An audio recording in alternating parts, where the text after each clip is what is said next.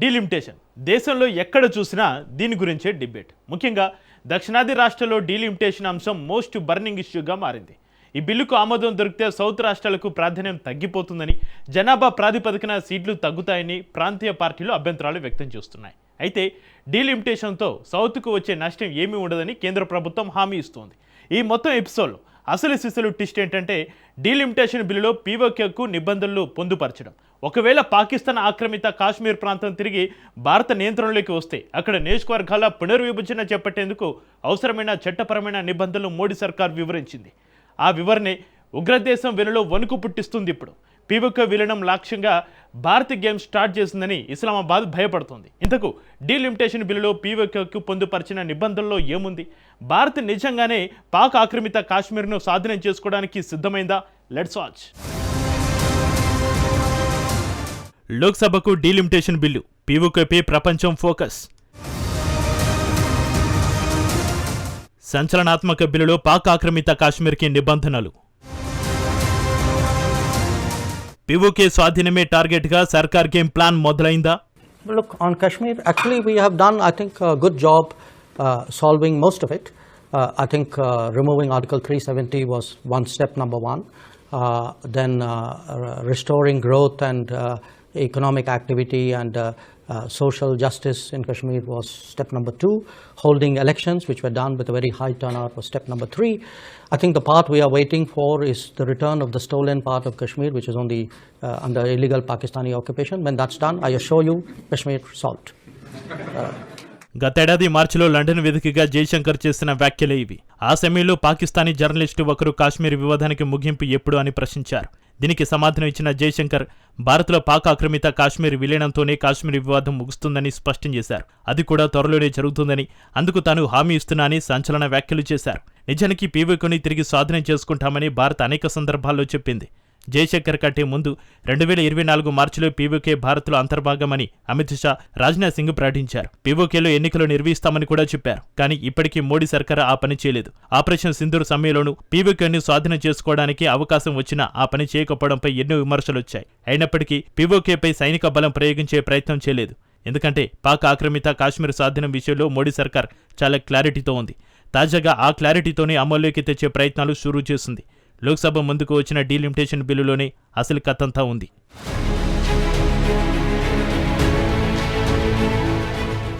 లోక్సభ ముందుకొచ్చిన delimitation bill దేశ రాజకీయాలనే షేక్ చేస్తుంది.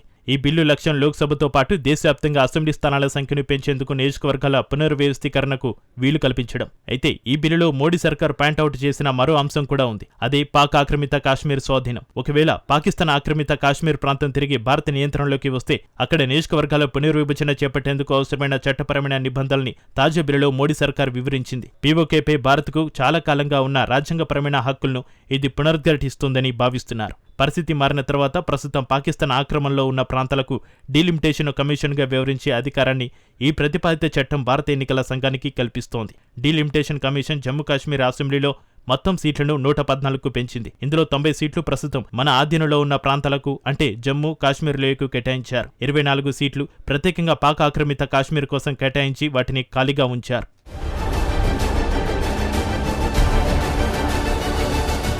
పాకిస్తాన్ ఆక్రమిత కాశ్మీర్పై భారత్ వాదనకు మూలాలు 1947లో మహారాజా హరిసింగ్ సంతకం చేసిన విలీన పత్రంలో ఉన్నాయి. హరిసింగ్ సంతకమే జమ్మూ కాశ్మీర్ సంస్థానాన్ని పూర్తిగా భారత్ యూనియన్లో విలీనం చేసింది.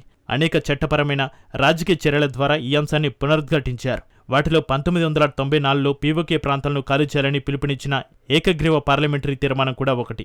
పరిపాలనాపరమైన నియంత్రణ లేకపోయినప్పటికీ భారత్ ఈ వాదనను సంస్థాగతంగా ప్రతిబింబిస్తూనే ఉంది.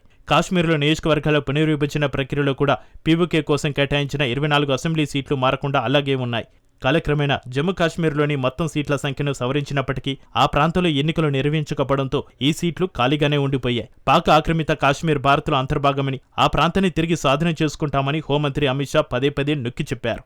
ముఖ్యంగా జమ్మూ కాశ్మీర్కు ప్రత్యేక హోదా కల్పించే ఆర్టికల్ 370ను రద్దు చేస్తూ 2019లో తీసుకునే నిర్ణయం తర్వాత కాశ్మీర్ మొత్తాన్ని విలీనం చేయడానికి ప్రభుత్వం కట్టుబడి ఉందని ప్రధాని మోడీ కూడా పలుమార్లు పునరుద్ఘాటించారు. పార్టీలకు అతీతంగా భారత ప్రభుత్వాలు పీఓకే విషయంలో స్థిరమైన వైఖరిని కొనసాగించాయి. వ్యూహాలు భిన్నంగా ఉన్నప్పటికీ భారత అధికారిక వైఖరి మారలేదు. దౌత్య, పార్లమెంటరీ వేదికలలో ఈ అంశం నిరంతరం ప్రస్తావిస్తూనే ఉన్నాయి. ఇలాంటి సమయంలో తాజా బిల్లులో పీఓకేకు నిబంధనలు వివరించడం హాట్ టాపిక్గా మారింది.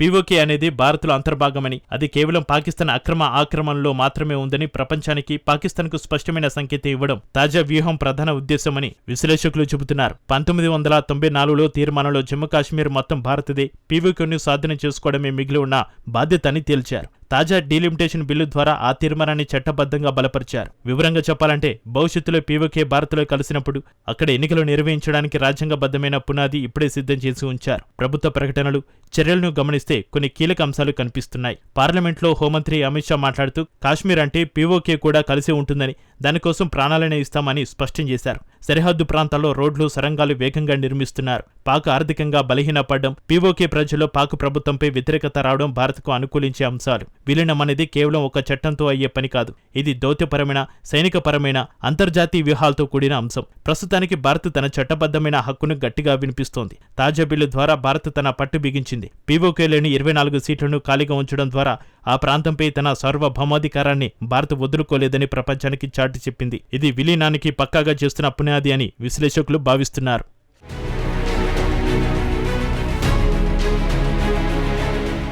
నిజానికి డీలిమిటేషన్ బిల్లుపై దక్షిణాది రాష్ట్రాలు తీవ్ర అభ్యంతరాలు వ్యక్తం చేస్తున్నాయి. ఈ ప్రక్రియలో ఉత్తరాది రాష్ట్రాల రాజకీయ అధికారం అసమంజసంగా పెరిగిపోతుందని, తద్వారా తమకు తీరని నష్టం, అన్యాయం జరుగుతున్నాయని వాదిస్తున్నాయి. దీనిపైన కేంద్ర వ్యవహార శైలిని విపక్షాలు గట్టిగా ప్రశ్నిస్తున్నాయి. అంతేకాక మహిళా రిజర్వేషన్ల చట్ట సవరణకు డీలిమిటేషన్తో ఎందుకు ముడిపెట్టాల్సి వచ్చిందన్నది విపక్షాల ప్రధాన అభ్యంతరం. మహిళా రిజర్వేషన్ల అమలు సాకుతో లోక్సభ స్థానాలను పెంపుకు ఆమోదం పొందేందుకు కేంద్రం ప్రయత్నిస్తుందని విపక్షాలు ఆరోపిస్తున్నాయి. ఈ నేపథ్యంలో మహిళా రిజర్వేషన్ల సవరణ బిల్లును వ్యతిరేకించాలని విపక్షాలు నిర్ణయించాయి. ఈ విషయంలో మోడీ సర్కార్ వ్యవహార శైలిని తీవ్రంగా ఎండగట్టాలని కూడా భావిస్తున్నాయి. దీనికి తోడు రాజ్యాంగ సవరణ బిల్లు ఆమోదం పొందాలంటే పార్లమెంటు ఉభయ సభలోనూ 3/2 మెజార్టీ అవసరం. ఇందుకు మోడీ సర్కార్కు విపక్షాల మద్దతు తప్పనిసరి కానుంది. ఈ నేపథ్యంలో విపక్షాలని డీలిమిటేషన్ ప్రతిపాదనలకు వ్యతిరేకంగా ఓటేస్తాయని కాంగ్రెస్ చీఫ్ మల్లికార్జున ఖర్గే ప్రకటించారు. తాము మహిళా రిజర్వేషన్లకు వ్యతిరేకం కాదని, మోడీ సర్కారు రాజకీయ లబ్ధి కోసం బిల్లు తెచ్చిన తీరునే వ్యతిరేకిస్తున్నామన్నారు.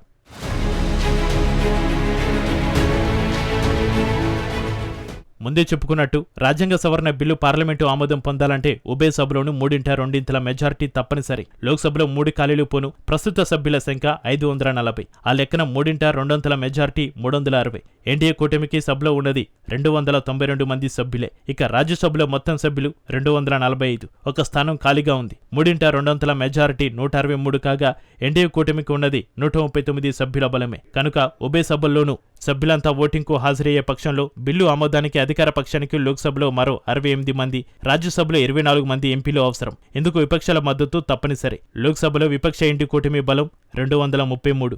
మరో 15 మంది చిన్న పార్టీలకు చెందిన స్వతంత్ర ఎంపీలు ఉన్నారు. రాజ్యసభలో ఇండియా కూటమికి 75 మంది, ఇతర విపక్షాలన్నింటికీ కలిపి 30 మంది ఎంపీలు ఉన్నారు. ఇండి కూటమి పార్టీలన్నీ బిల్లుకు వ్యతిరేకంగా ఓటేస్తాయని ఖర్గే ప్రకటించిన నేపథ్యంలో బిల్లు గట్టెక్కడంపైన కేంద్రం ధీమా ఏమిటన్నది అంతుపట్టడం లేదు. కాబట్టి ఈ బిల్లు ఆమోదం పొందడం అంత ఈజీగా కనిపించడం లేదు. అయితే పీఓకే విషయంలో పాక్తో పాటు ప్రపంచం మొత్తానికి క్లియర్ కట్ మెసేజ్ మాత్రం వెళ్తుంది. అందులో ఎటువంటి సందేహం అవసరం లేదు.